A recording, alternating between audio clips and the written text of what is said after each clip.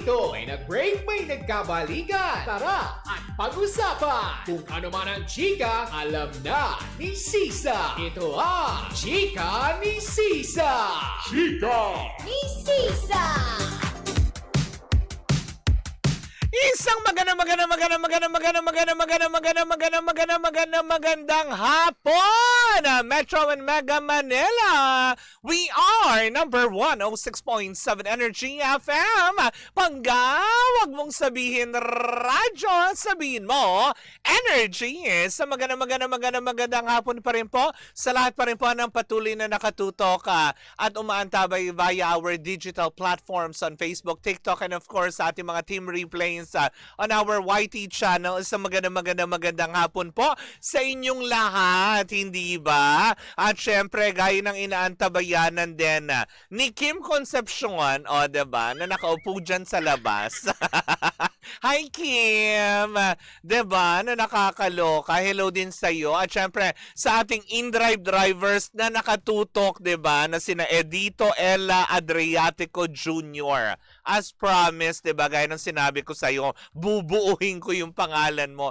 Eto na yon, Edito Ella Adriatico Jr. Hello po, lalong-lalo na kina Moises Amanseca, Ronald Agcanas, Mark Samuel, Marvin Rondilia, Ed Domingo, Ricardo Bobis, Ronald Soriano, ang ating mga magigiting na in-drive drivers at sa iba pa. At syempre sa mga Grab drivers natin, pwede kayo magpadala ng inyong mga mensahe via our text line 0945-367-8792. O, diba? Sana tama yung nasabi kong numero. Pero bago ang lahat, dahil nga ngayon, official nang pumasok ang buwan ng Hunyo. O, diba? June 1, 2026. OMG, eto na yon. Nasa mid-year na tayo. Oo, nakakaloka, diba? At papasok na rin ang paiba-ibang klima. Diba? Katulad lang ngayon, diba, nararamdaman na natin yung medyo pabugso-bugsong buhos ng ulan. Aba, dapat laging handa ang iyong katawan. Dapat nagtitake ka ng mga food supplement na maaari ding makatulong para ma-boost ang iyong immune system. Tulad na lang ng MX3 capsules. Alam mo ba na ang MX3 capsules ay low in sodium, fat-free at cholesterol-free. Nagtataglay ito ng alpha, beta, gamma nutrients na may antioxidants at anti-inflammatory properties. Alam mo ba na ang bawat MX3 products ay dumaan sa state-of-the-art ISO certified na planta at masusing pinag-aralan ng mga highly trained pharmacists at microbiologists. Kaya nga naman hindi ka takatakang umaning ito ng iba't ibang awards mula sa iba't ibang parte ng mundo dahil ito'y proudly Philippine-made.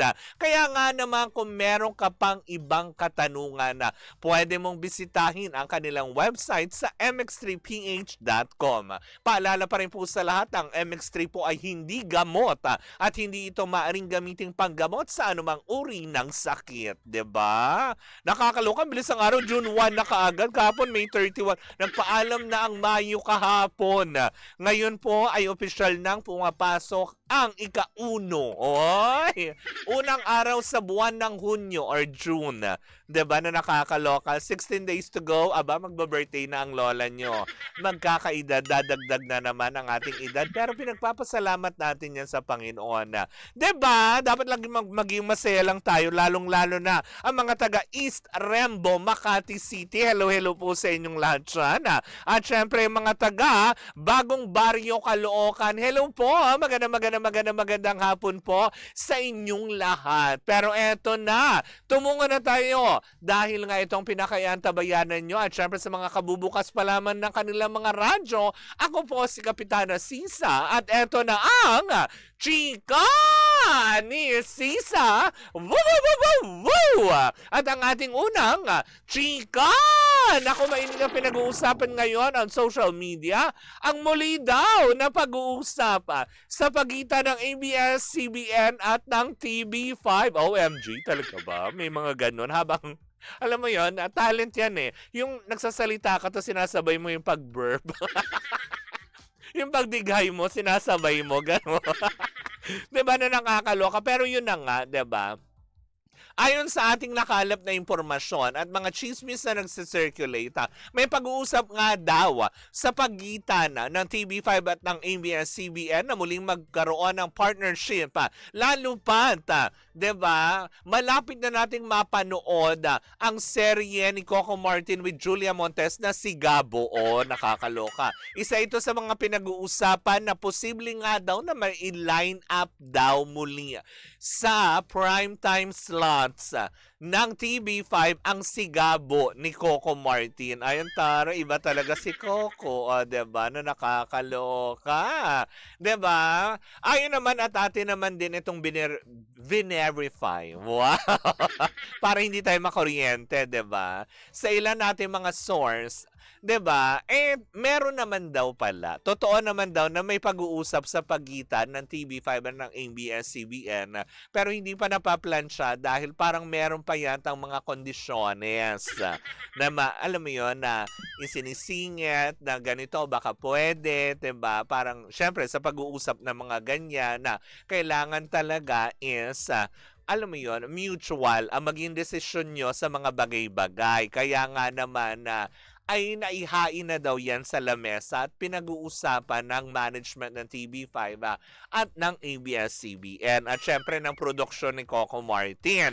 'Di ba? So totoo yan. Totoo ang chismis na muling mapapanood natin if ever na umuo sa mga kondisyones daw ng TV5, 'di ba, na kanilang inilalatag for ABS-CBN para muli din maipasok bilang content provider, 'di ba, ang ABS-CBN sa prime time ng TV5. Oo nga naman. Bakit hindi naman kinakaya ni Hindi naman kinakaya ni Andrea at Enrique Hiel ang oras at saka ni Shaina Magdayaw at JM De Guzman. 'Di ba? Kaya kinakailangan na ba nila ang puwersa ni Coco Martin? Nakakaloka.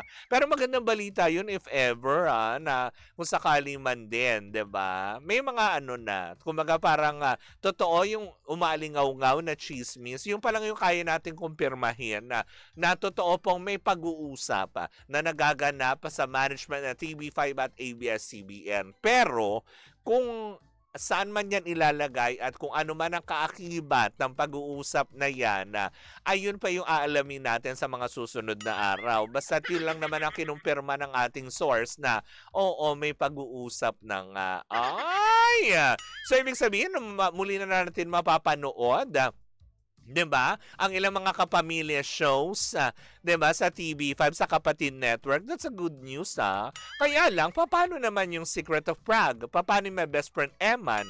So iusod-usod-usod din sila, ganon ang oras, ganon. Pag pumasok na ang mga teleseryeng talagang kapanapanabik mula sa Kapamilya Network. 'Di ba? Kasi hindi malayo, 'di ba? Kasi syempre, alangan naman na Secret of Prague, tapos si Gabo, tapos biglang may best friend naman, sandwich, ganon. Diba, syempre, ang kailangan nila panghatak nga diba, sa rating. So, ibig sabihin ba nito, uunahin si Gabo bago yung Secret of Prague? Tapos, susunod na ito, yung My Best Friend Eman, na may mga ganyan. Uy! Nako, may usudan din. May paggalaw din palang nagaganap. Ang taray. Kahit pala sa prime time, may anong tawag dito? Yung may fault line. Gumagalaw din pala ang fault line ng prime time. Coco Martin kaya yan, hindi ba? Pero yun na nga, gaya pa rin natin sinabi, aantabayanan pa rin natin yung mga susunod na hakbang na mangyayari na kung ito nga ba'y matutuloy na. Pero sure naman na din na mamuli na natin masisilayan si Coco Martin, 'di ba? Sa prime time. Nakakaloka 'yun, na-excite ako, 'di ba? Anyways, yan lang po muna mga chika natin ngayong araw na ito. Ayan, sa ating pagbabalik. Nako, controversial ito kasi may pag-amin nang nangyari, 'di ba? May naganap ng pag-amin sa pagitan ng Don Bell, 'di ba? Na inaasam-asam ng ibang mga fans patungkol nga dito sa ano nga ba ang estado ng kanilang relasyon? Well, sama-sama natin papakatutukan yan, hindi ba? Maya-maya lang.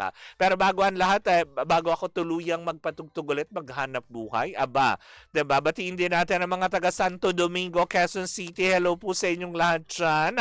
Ang mga taga Cruz na Legazpi, sa magandang hapon po sa inyong lahat na nakakaloka to the highest level. Pero, yun lang ang kaya kong ibigay ngayong hapon. Totoo. Totoong nag-uusap na muli ang TV5 at ang ABS-CBN. Well, hindi mga pangga. Ayan na. Relax lang po muna kayo. Magpapatugtog tayo ng mga malupitang tugtugan. Ngani!